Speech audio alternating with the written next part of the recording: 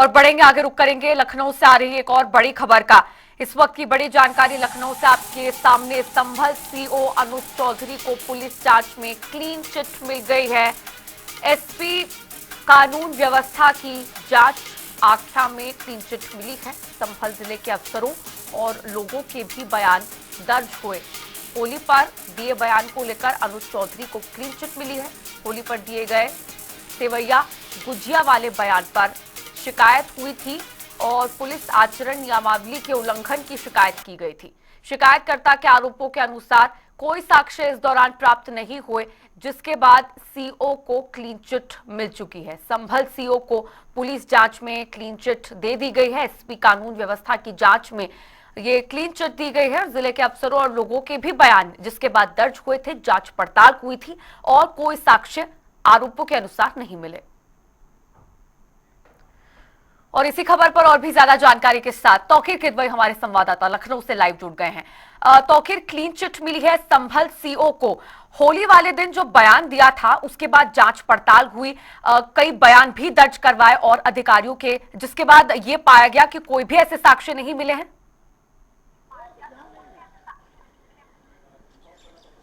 देखिए, ये पूरा मामला संभल हिंसा के बाद का है, जब पीस कमेटी की मीटिंग चल रही थी और वहां पे सभी धर्म के लोगों को बुलाया जाता है थाने में। वहां पर जो संभल के सीओ हैं अनुज चौधरी, उन्होंने एक बयान दिया था कि साल में होली एक बार आती है लेकिन जुमे की नमाज 52 बार होती है। इस बात को लेकर लखनऊ के पूर्व आईजी अमिताभ ठाकुर ने इसकी एक याचिका दाखिल की थी, पुलिस में शिकायत की थी।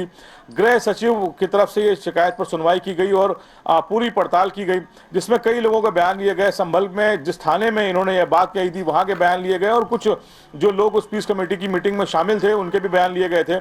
और इस पूरे मामले की जांच पड़ताल के बाद आज फिलहाल अनुज चौधरी को क्लीन चिट दी गई है।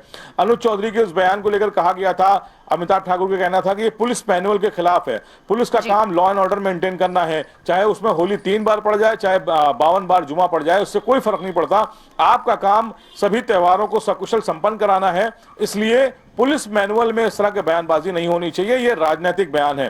फिलहाल इसको लेकर जब शिकायत की गई थी तो गृह सचिव की तरफ से इस पूरे मामले की जांच पड़ताल के लिए कमेटी गठित की गई और लंबे समय तक इस पूरे मामले को लेकर जांच की गई कि आखिर इस बयान के क्या मायने हैं और इस तरह के बयान पुलिस मैनुअल के खिलाफ तो नहीं है। फिलहाल इस पूरे मामले की जांच पड़ताल के बाद आज अनुज चौधरी को क्लीन चिट दी गई है। तौकीर, अब क्लीन चिट क्योंकि संभल सीओ को मिल चुकी है, अब काफी दिनों तक ये मामला लंबा चलता रहा, काफी जांच पड़ताल भी हुई, कई अन्य अधिकारियों के बयान भी दर्ज करवाए और उसके बाद जाके उन्हें क्लीन चिट मिली है। तो इसके बाद अभी तक संभल सीओ अनुज चौधरी का कोई बयान इस पर या फिर प्रतिक्रिया सामने आई है क्लीन चिट मिलने के बाद?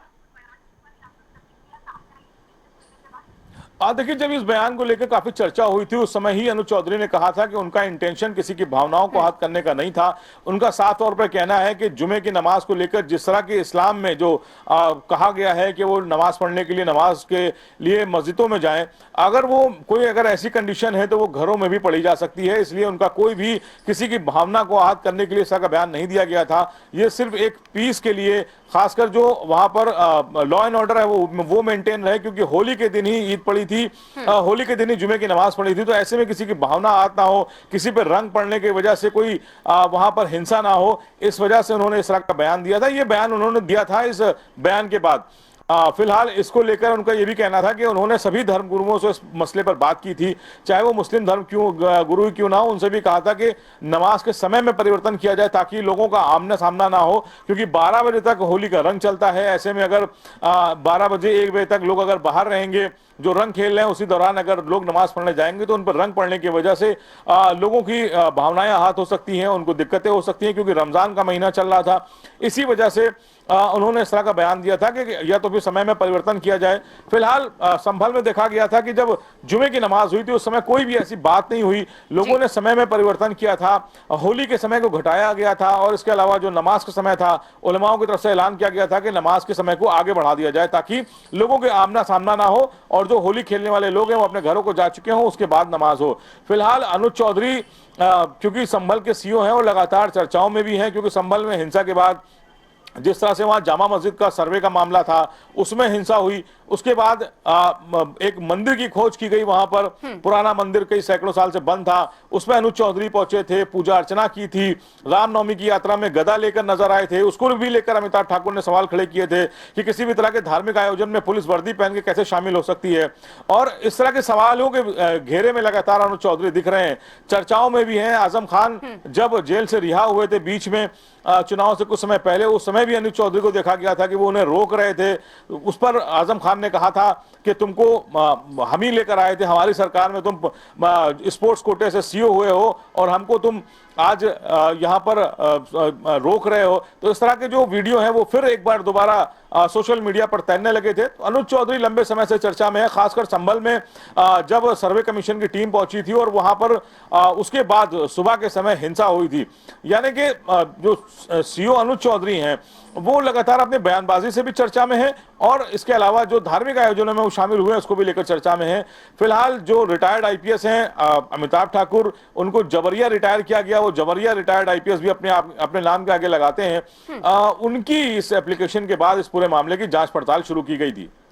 चलिए, बहुत शुक्रिया तौकीर जुड़ने के लिए और तमाम जानकारी इस खबर पर साझा करने के लिए।